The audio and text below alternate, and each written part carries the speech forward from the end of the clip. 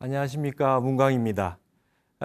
탄어사상 한국학을 말하다 두 번째 시간이 되겠습니다. 오늘은 먼저 제가 탄어 스님을 처음 인연이 되게 된 그 강의 내용부터 시작을 좀 하고자 합니다. 제가 처음에 탄어 스님의 그 강의 내용을 CD를 통해서 들었을 때 굉장히 놀란 부분이 있습니다. 제가 나이 30이 될 때까지 초등학교 들어가기 전 5살 때부터 천자문을 배우고 초등학교에 서당을 다니고 중학교 때 향교를 다니고 고등학교 때 공부를 해서 대학에서 중문학을 10년을 했는데도 유교에 대해서는 웬만큼 안다고 자부할 수 있었는데요. 전혀 듣지 못한 그런 말씀을 하시면서 유교와 불교를 회통을 하시는 그런 모습을 보았습니다. 그래서 제가 깜짝 놀라서 이분이 정말 대단하신 분이다. 20대 초반에 출가하셨는데 어떻게 이렇게 많이 보셨을까? 굉장히 궁금해졌던 그런 순간이 있었습니다. 그때 저에게는 어떤 그 학문적인 쇼크라고 할까요? 그 인상이 너무나 강해서 그 부분을 가지고 저는 굉장히 열심히 연구를 했습니다. 그 부분은 바로 가운데 중자. 제가 출가하기 이전에 저의 관심사였고 일종의 화두라고 생각할 수 있었던 그 가운데 중자에 대한 유교 중용에 대한 그 탄어 스님의 해석 때문에 그렇습니다. 유교 중용의 1장에 보시면 말이죠. 이런 말씀이 있습니다.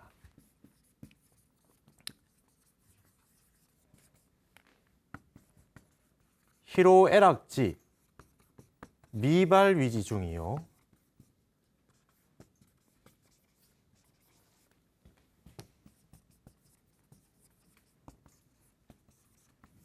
발익의 중절위지하다 이런 말이 있습니다.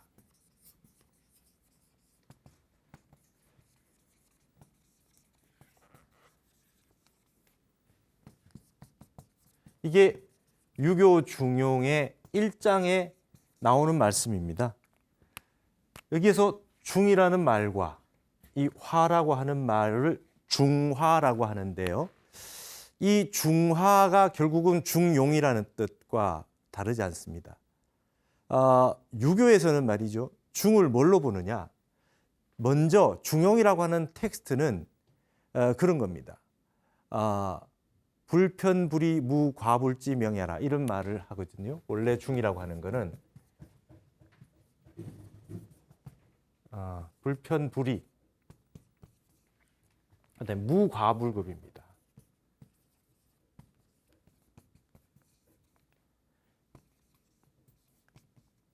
이게 중이라는 뜻입니다. 치우치지도 아니하고 의지하지도 않으면서 과한 것과 미치지 못한 것이 없는 그 이름을 중이라고 한다. 이것을 중이라고 얘기했습니다. 우리가 흔히 말할 때 딱 들어맞는 것입니다. 이걸 다른 말로 수시처중이라 그럽니다. 따를 숫자, 떼시자. 때에 따라서 처할 처자. 가운데 중자. 그 시간과 장소, 거기에 딱 들어맞게 중을 취하는 겁니다. 이걸 중도라 그럽니다. 다른 말로 줄여서 시중지도라고 합니다. 우리가 중용이라고 하는 것은 결정적으로 정해져 있지는 않은 겁니다. 예. 항상 그때그때 시간과 상황에 맞춰서 가장 적합한 순간을 선택하는 것이 중용의 묘거든요. 여러분 빵이 5개가 있으면 무조건 가운데로 해서 3개만 먹는 게 중용입니까? 배고플 땐 5개 다 먹을 수 있고 배부를 때는 하나도 안 먹을 수 있습니다. 때에 따라서 그 중에 처하는 겁니다. 이게 중도입니다. 과불급이 없는 겁니다.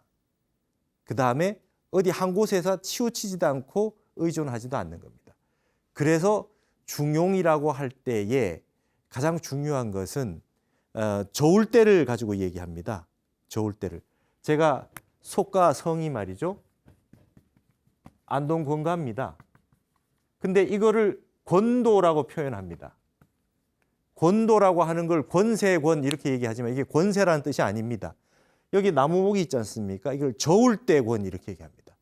옛날에 이렇게 저울을 딱 달면요. 옆에 추가 있고요. 여기에 담는 조그마한 그릇이 있어요. 그리고 여기 담아놓고 추를 담아놓고 이게 저울대를 말이죠. 저울대에 그 자리를 왔다 갔다 옮깁니다. 가운데 자리를. 옮기면서 균형을 잡아서 물건에 그 무게를 달던 그런 저울이 있었습니다. 거기에 있는 저울대를 권이라 그런 겁니다.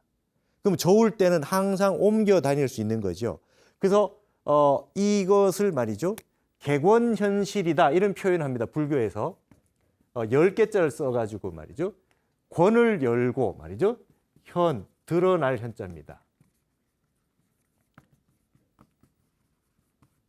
객원현실이라는 표현을 쓸 때 여기에 실은 말이죠. 진리, 진여라는 뜻이고 변하지 않는 진리입니다. 권이라고 하는 것은 방편을 말하는 겁니다. 방편입니다. 이것은 좀 옮겨 다닐 수 있는 겁니다. 진리를 드러내기 위해서 방편을 좀 쓸 수 있는 거죠. 그것을 천태학에서는 객원현실이라고 이렇게 얘기를 합니다. 이게 권도입니다. 근데 저울대의 무게의 그 중심을 옮겨 다닐 수 있게 되면은 그것이 어떻게 되냐면 세상의 도량형이 되지 않습니까? 그래서 이 무게는 얼마를 얼마로 해서 어떻게 해서 세금을 부여하고 여기에서 도량형은 얼마를 얼마로 결정한다 이렇게 되는 사람들이 권력을 가지게 되겠죠. 그래서 권세권, 권력권이라는 말이 나오게 된 겁니다. 근데 원래 뜻은 저울대입니다. 저울대요. 그러니까 유교에서 말하는 중이라고 하는 건 철저하게 수시처중입니다. 중이 딱 정해져 있지 않죠. 우리말에 적당하게 한다, 딱 맞게 한다. 이렇게 그때그때 맞춰서 가장 정확하게 해라라고 하는 것이 쉽지 않습니다. 알맞게, 딱 맞게, 네가 알아서 적당하게 해라. 너무 어려운 일이죠. 그게 바로 중이라고 하는 의미가 있습니다. 이게 일반적인 유교에서 말하는 중이고요. 근데 이 중용 안에 1장에 들어오면 이와 같은 말이 또 있습니다. 중에 대한 다른 데피니션이 또 다른 게 하나가 있습니다. 희로애락지 미발위지 중이라. 기쁘거나 노하거나 슬프거나 즐겁거나 하는 것이 미발, 일어나지 아니한 것을 위지 중이라 이렇게 얘기합니다. 감정이 하나도 일어나지 않은 것을 중이라 그래요. 근데 인간이 미발로서만 살 수가 없지 않습니까? 희로애락의 감정이라고 하는 게 이게 한번 일어납니다. 일어났는데 발익의 중절이라 절도에 딱 들어 맞았을 때 그걸 이름하여 화라고 한다. 감정이 일어난 것을 절대절명의 순간에 맞춰가지고 정확하게 딱 들어맞게 딱 멈출 줄 아는 그 도리를 화라 그럽니다. 이게 아주 중과 화라고 하는 것을 요걸 뭐라 그러면 미발지 중이요. 요건 이발지 화다 이렇게 얘기합니다. 이미 마음이 발했을 때 이발지 화다. 마음이 일어났을 때는 가장 중요한 게 마음의 적당한 조화 하모니입니다. 그다음에 평상시에는 마음이 일어나지 않는 상태로 유지하는 겁니다. 그래서 조선조에는 이것이 중요합니다. 왕이 마음이 감정이 함부로 자주 일어나면 안 되지 않습니까? 그래서 멸류관 같은 걸 쓰는 겁니다. 감정이 흔들려서 마구 움직이지 않게 항상 이 가채라든지 말이죠. 왕비도 이렇게 아주 힘들게 움직이기 힘들게 하는 거추장스러워 보이는 그런 대례복들을 입는 이유가 엄격하게 감정을 관리하기 위한 겁니다. 종묘제례악이 재미가 없어요. 판소리에 비해서. 뚝 그러고 끝까지 그냥 쭉 갑니다. 재미가 없는 음악입니다. 그걸 악이라고 해요. 그걸 정악이라고 합니다. 그 이유는 뭐냐 하면 왕이나 리더나 국가의 중대사를 결정하는 분들이 마음이 희로애락에 함부로 옮겨 다니면 안 된다라고 하는 것이 기본으로 되어 있습니다. 어떻게 미발지중을 잘 유지할 수 있느냐. 마음이 일어났을 때 조화롭게 절도 있게 해서 그런 다음에 다시 미발지중으로 돌아올 수 있느냐. 여기에서 중은 말이죠. 중국어로 말하면 이건 사성입니다. 절도에 적중하다는 뜻이 있어요. 그래서 이걸 뭐라 하냐면 대나무로 보면 우리가 대나무를 그려놓으면 요 중간에 마디 절자가 있지 않습니까? 여기 마디입니다. 마디. 절도에 딱 들어맞게. 감정을 치우쳐서 계속 나가버리지 않고 어느 적정선에서 딱 멈춰줄 줄 아는 이 브레이크가 있어야 된다는 거죠. 그래서 감정을 조절할 줄 알아야 된다는 것이 바로 화의 원리입니다. 자, 이 두 가지를 우리가 불교 공부를 많이 하신 분들은 어디서 많이 들어본 듯한 이야기입니다. 어디서 많이 들어본 듯한 이야기입니다. 그러나 유교만 공부하고 출가한 저에게는 이러한 지식들이 없었죠, 처음에. 근데 타너 스님이 말이죠, 강의에서 뭐라고 말씀하시냐면 유교 중용 1장을 딱 강의를 하시면서 중은 불성지 이명이야 이렇게 얘기를 합니다.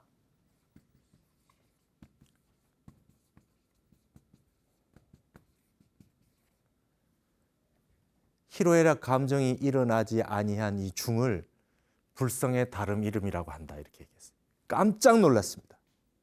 불성이라고 하는 거, 우리 마음속에 있는 근본 자리, 근본 자성 자리, 근본 법성, 본성, 자성라고 하는 이 불성의 다름 이름을 유교에서는 중이라고 했다. 이렇게 딱 강의하시는 걸 들으셨어요. 깜짝 놀랐습니다. 그 다음에 화라고 하는 것은 뭐냐? 육도 만행지 총목이다 그랬습니다. 육도 만행. 육도는 육바라밀이고요. 만행이라고 하는 것은 일체의 실천 보살행인 거죠. 이것의 총목이다. 전체적인 총목이다 이렇게 얘기했어요. 육도 만행의 총목을 화라고 한다. 감정이 일어났을 때 마음이 일어나지 않은 상태는 불성 상태인데 그것이 일어나서 자비행을 하고 실천행을 하고 보살행을 하고 이렇게 하는 모든 육바라밀과 보살행의 총목을 화라고 한다. 이렇게 법문하시는 걸 제가 듣고 깜짝 놀랐습니다. 이게 도대체 어디 이런 말이 있느냐 말이죠. 근데 이 얘기를 타너 스님은 무엇이라고 하셨냐면 소자유가 이런 말을 했다 이래요. 소자유. 소자유라고 하는 인물은 소동파의 소식이라고 하는 소동파의 동생이 소철이라고 하는 소자유가 있습니다. 소철이라고 하는 인물은요, 중국의 유명한 당송 8대가의 한 분이죠. 그래서 소식이라고 하는 형이 있고요. 그 다음에 소철이라고 하는 동생이 있었습니다. 이 두 분이 아버지 소순과 더불어서 대단한 대학자였습니다. 우리가 고문진보라고 한문 문헌을 볼 때 반드시 봐야 될 중국의 한문으로 된 최고의 문장들을 모아놓은 것이 고문진보라고 있는데요. 중국에서는 그걸 고문관지라고 합니다. 거기에 이 소식과 소철이 항상 자주 등장합니다. 이분은 소동파라 그러고 이분은 소자유라 그래요. 소자유. 예. 근데 이 소식과 소철이 얼마나 대단했냐 하면은 우리나라의 삼국사기를 쓴 김부식 있지 않습니까? 김부식이라는 분이 아버지께서 소동파처럼 되라 그래서 소식이라고 지어주고 동생은 김부철이라고 지어줬습니다. 그래서 소식과 소철을 형제로 이름을 지어준 그런 예가 있을 정도로 대단했던 형제였습니다. 근데 이 말씀을 타너 스님이 유교의 중은 불성지 이명이요 화는 육도 만행지 총목이다라고 하는 얘기를 소자유가 했다. 소자유가 그런 말을 했다. 이렇게 말씀하시는 거예요.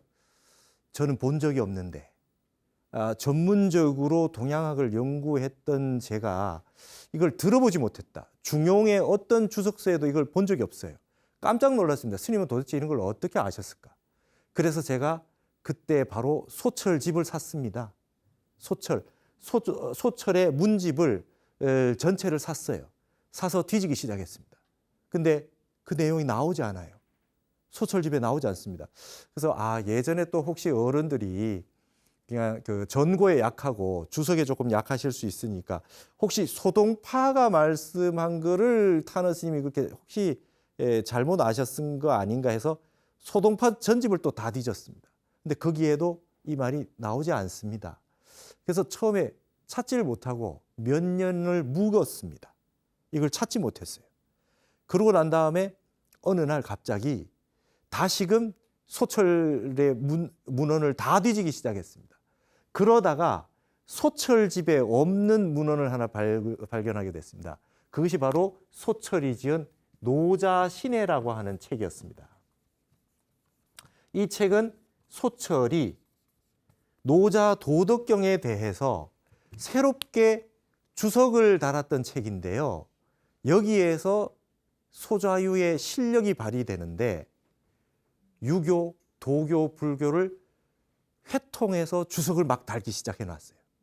거기에 이 말씀은 중은 불성지 이명이요 화는 육도만행지 총목이라는 말씀은 맨 뒤에 발문에 붙어 있었어요. 그래서 그 구절을 발견하고 굉장히 기뻐했습니다, 제가. 그래서 소동파가 이 힌트를 얻게 된 이유는 뭐냐면 소동파가 소철이 자기 형에게 이 노자 신해를 써서 보내줬더니 극찬을 합니다, 소동파가.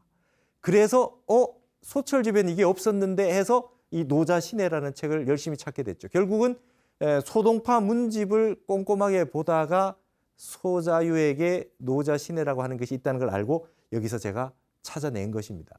자, 그러면 저는 유교를 전공을 했고 저는 어려서부터 유교 선비 집안에서 한학을 전공해서 중용 그냥 달달 외우다시피 공부를 했는데 저는 왜 이러한 소자유의 주석은 보지 못했을까? 궁금해지기 시작했습니다. 나중에 봤더니 이유를 알았습니다. 주희라고 하는 우리 주자학. 주자가 말이죠. 소동파 조금 뒷세대의 분입니다. 1200년에 세상을 떠나지 않았습니까? 그러니까 12세기에 소식 소철이 살던 바로 뒤에 불과 몇십 년 뒤에 주자가 이 소철이 지은 노자 신해에 대해서 굉장한 비판을 해놨습니다.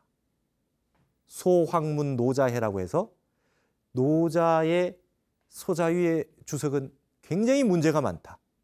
유교를 왜 불교하고 섞어서 왜 주석을 하냐. 아주 비난을 많이 해놨어요. 그러면 조선조 우리 선비들이 이걸 보실 수 있었겠습니까? 거의 금기서에 해당했다고 봐야 됩니다. 왜냐? 우린 이러한 역사를 정확하게 이해를 해야 됩니다. 중국은요, 양명학이 사문난적일 적이 한 번도 없었습니다.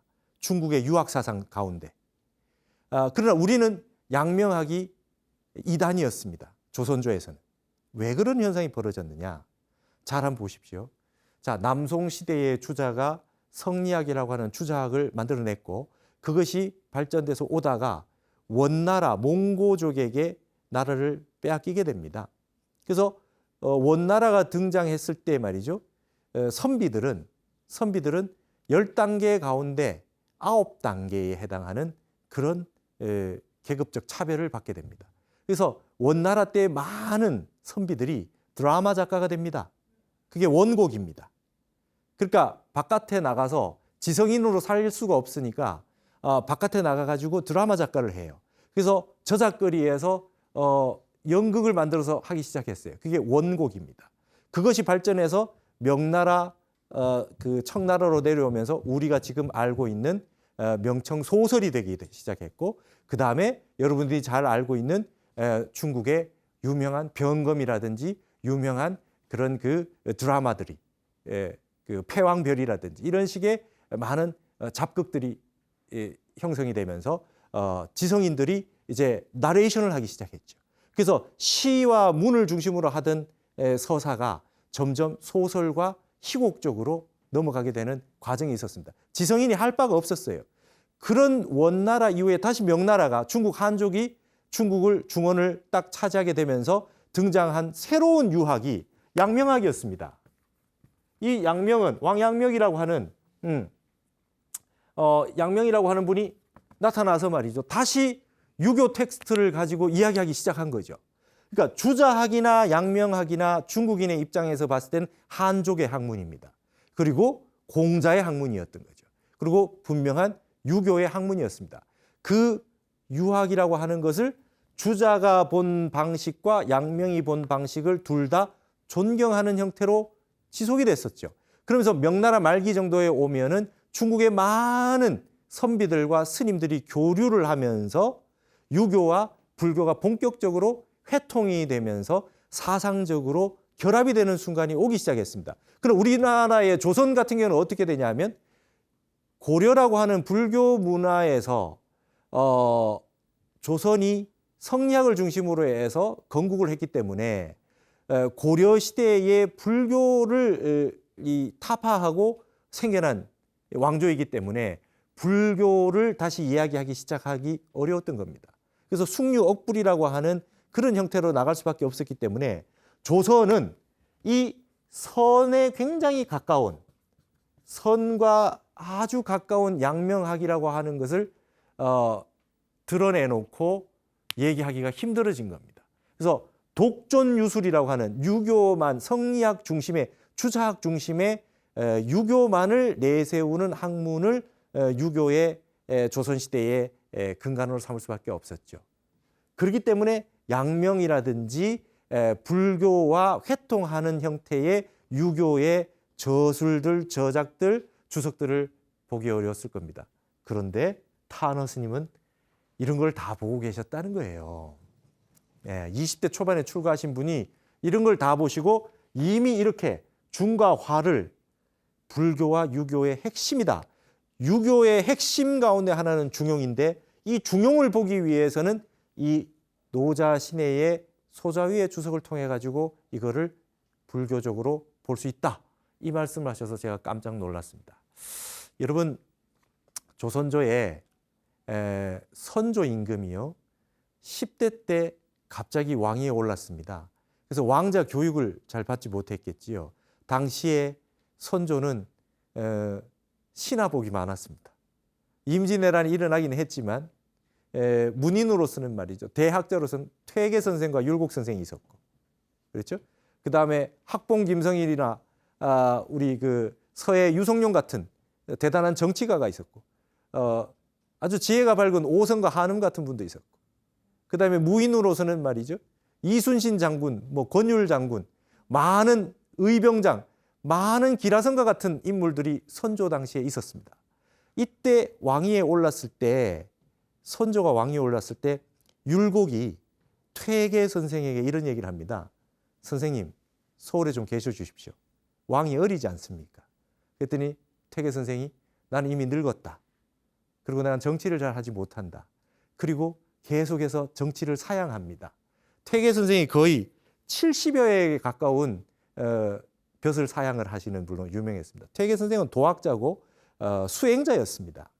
율곡이 퇴계 선생에게 뭐라 그랬냐면, 선생님, 어떻게 수기치인인 유교 공부를 하셔가지고 이러실 수 있냐 이거예요. 혼자 수행만 하는 것이 아니라 치국 평천화를 하셔야 되는 거 아닙니까? 그래서 막 편지로 계속 서울에 한양으로 올라오시라고 말을 했더니 퇴계 선생이 병과 그다음에 정치를 하지 못한다는 얘기로 계속 편지를 보내니 율곡이 그렇게 얘기합니다. 우리 같으면 선생님 왜 그러십니까? 잘하시면서 왜 그러세요? 이렇게 할 텐데 율곡은 그렇게 얘기하지 않습니다. 맞습니다. 선생님 정치를 잘 못하시죠. 그게 말이 됩니까? 뭐 이런 식이에요. 논조가. 그러시면서 정치는 저희들이 하겠습니다. 선생님께서는 한양에 오셔가지고 명예직 같은 걸 가지고 정치는 직접 관여하지 않으시지만 자리만 지키고 계셔 주십시오. 선생님이 계시면 삿된 무리가 다른 생각을 펴지 못하지 않습니까? 그래야 저희들이 정치를 좀 제대로 할 수 있지 않겠습니까? 그랬더니 사양을 하시고 결국 율곡의 뜻에 따라서 선조를 위해서 만들어준 게 성학 10도입니다. 유교의 모든 핵심되는 사상을 그림 10개로 그려서 병풍을 만들어서 선조 임금 뒤에 늘 놓고 볼 수 있게 해줘라. 그게 성학 10도입니다. 그리고 율곡은 말이죠, 성학지묘라고 하는 책을, 텍스트를 써줍니다. 유교의 모든 경전의 핵심을 단 한 권의 책으로 핵심 요약을 해서 선조에게 진상한 거죠. 그 성학지묘라고 하는 텍스트가 얼마나 잘 됐는지, 말하자면 퇴계의 성학 10도 그림 10폭, 그리고 그 옆에 있는 문장들, 그 다음에 율곡이 한 권으로 요약한 성학지묘, 이 두 분의 저작은 조선조 유학의 최고의 성취고 중국인들도 찬탄에 맞지 않는 한국 조선 유학의 최고봉이라고 할 수 있습니다. 율곡이 성학지묘의 맨 첫 구절을 이 문장으로 시작하고 있습니다. 유교의 핵심은 희로애락지 미발위주 중이요 바르게 중절 위지하다. 중야자는 천하지 대본이요 천하의 거대한 근본이요. 화야전은 천하지 달도다. 통달한 도다 말이죠. 근본은 마음이 일어나지 않은 것이고 그걸 일어났을 때 세상에 쓰는 것이 바로 통달한 자의 그 도다. 이렇게 체와 본체와 말이죠. 용이라고 하는 걸 딱 제시를 하면서 유교의 핵심을 중용일장으로 율곡이 요약한 바가 있습니다. 자, 이러한 이 체와 용이라고 하는 중과 화라고 하는 부분을 타너 스님이 불교와 회통하는 것을 통해서 딱 보고 나서 제가 갑자기 거기에서부터 모든 그동안에 공부했던 출가 이전에 공부했던 모든 사상적인 형태와 출가를 해서 동국대를 다니면서 선학과와 불교학과 예를 들면 화엄이다, 천태다, 선이다, 이런 정토다, 이런 모든 사상들이 접점을 만나게 되는 시작을 맞이했던 것입니다. 그래서 제가 이 구절을 통해서 중과 화로 모든 사상을 다 아우를 수가 있겠구나라고 하는 생각을 하게 된 겁니다. 그러면 다른 말로 하면 대승기실론으로 하면 이 중이 뭐겠습니까? 이게 진여문입니다. 그렇죠? 이게 진여문이 되겠죠. 진여문입니다. 그 다음에 이 화라고 하는 것이 생멸문이 되겠죠. 진여라고 하는 거, 불성이라고 하는 거, 변치 않는 진리라고 하는 거, 영원히 언어 문자가 끊어진 세계, 이 진여문의 중의 세계와 한 생각이 일어났고 세상에 어떤 무엇인가 일어났을 때 생하고 멸하는 생멸물이라고 하는 것이 중화가 말이죠. 이게 우리 불교적으로 보면 이것이 일심의 이문이라고 하는 대승기실론의 양상으로 유교는 중과 화를 가지고 일심 이문을 이야기할 수 있겠구나 라고 하는 생각에 미치게 된 것입니다. 그래서 제가 유교하고 불교를 이해할 수 있는 가장 최고의 접점을 타너 스님이 이 중용 1장 강의하면서 소자유의 이 언어 한 구절을 얘기하신 걸 통해 가지고 제가 명확하게 이해를 할 수 있게 된 것입니다. 저걸 가지고 모든 유교와 불교의 사상이 회통이 가능합니다. 이제 앞으로 이 내용들이 타너 스님이 우리에게 제시해 준 불교의 선적 사유, 선이라고 하는 사유로 모든 사상들을 하나로 요약할 수 있는 그런 접점을 이와 같이 마련해 주셨다. 이런 부분들에 대해서 제가 얘기를 쭉 진행을 해 나가고자 합니다. 자, 여기에서 우리가 한 가지 주목해야 될 부분들이 있습니다. 조선조에 논쟁이 있습니다. 우리나라에 커다란 논쟁이 조선조에 3가지가 있었습니다. 그건 사단 칠전 논쟁이 있었고요. 사단 이니예지라고 하는 거와 칠정, 저 히로에구 에오요, 줄여서 히로에락이라고 하는 것을 가지고 논쟁을 벌였던 아주 큰 논쟁이 있었습니다.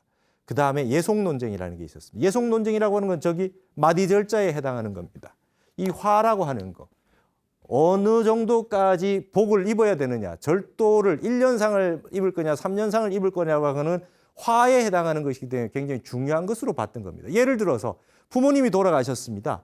부모님이 돌아가셨는데 어떤 이는 굉장히 슬피 몇 날 며칠을 그냥 울기만 합니다. 어떤 자제분은 울음이 잘 안 납니다. 잘 안 울고 있습니다. 그러면 둘 다 화에 미치지 못한 거겠죠. 그래서 예라고 하는 것을 만든 겁니다. 이 절문을 위해서 예라고 하는 것을 만든 겁니다. 유교에서는 예가 중요합니다. 부모님이 돌아가셨을 땐 아이고 아이고라고 곡을 해라.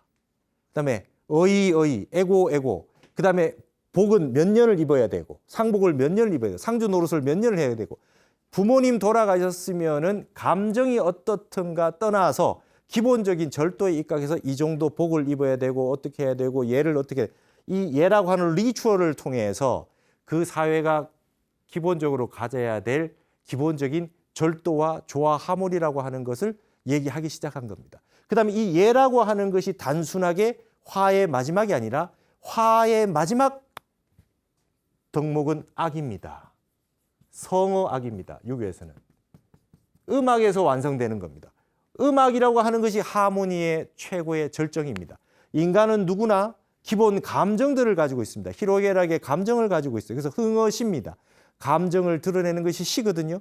흥어시, 그 다음에 이버예입니다. 예에서 그 사람들이 세상 사는 위치를 정해서 절도 있게 삽니다. 그러나 너무나 이렇게 예만 강조하면 조화를 이룰 수 없거든요. 그래서 마지막엔 음악이라고 하는 하모니를 통해 가지고 완성이 되는 것을 유교의 시스템이라고 할 수 있다고 본다면은, 이게 화라고 하는 것은 말이죠, 절도가 있다가 마지막 음악처럼 조화롭게 되는 부분을 양편을 다 가지고 있는 겁니다. 그래서 이런 부분들이 유교의 핵심적인 내용인데, 이 내용을 가지고 예속 논쟁이 벌어졌던 거죠. 너무나 지나치게 예에 취해 가지고 들어가다 보면 그런 양상이 일어날 수 있습니다. 그러나 우리나라도 지금 보면 법전이 얼마나 복잡합니까? 그런 양상처럼 그런 논쟁이 있었습니다. 그리고 나중에 하나 있는 게 호락 논쟁이라는 겁니다. 호락 논쟁에 보면 이 미발지 중하고 이발지 화가 있는데, 이 미발한 중 가운데 이 미발한 중은 순전히 선이기만 하느냐, 희로애락의 감정이 일어나지 않은 건 순선이냐, 아니면 선악이 조금 섞여 있을 수 있느냐, 이걸 가지고 논쟁을 합니다. 그래서 미발-이발론이라 그래요. 이거를 유교의 아주 중요한 논쟁, 모든 논쟁에 이 중화가 다 관련되어 있습니다. 이거는 말이죠, 흔히 우리 조선조의 이 한국학적인 사유를 할 때 탁상공론이라고 하는데, 그렇지 않습니다. 인간의 감정을 어디까지 허용해주고 어디까지 이해해주고 어디까지는 봐줄 수 있느냐, 그 다음에 어디까지는 우리가 차단을 해야 되느냐, 어떻게 교육의 대상으로 삼아야 되느냐라고 하는 부분에 사회적 합의가 필요하기 때문에 논쟁이 필요했다고 볼 수 있겠죠. 우리 불교에 이런 것이 있습니다. 아레아식 가운데, 제8 아레아식 가운데 아레아식은 깨끗한 것과 더러운 것이 섞여 있는 거 아니냐. 그렇다면 제9식, 그죠? 제9식, 백정식이라고 해서 아말라식이라고 하는 걸 또 새로 하나 만들어냈지 않습니까? 이게 백정식입니다.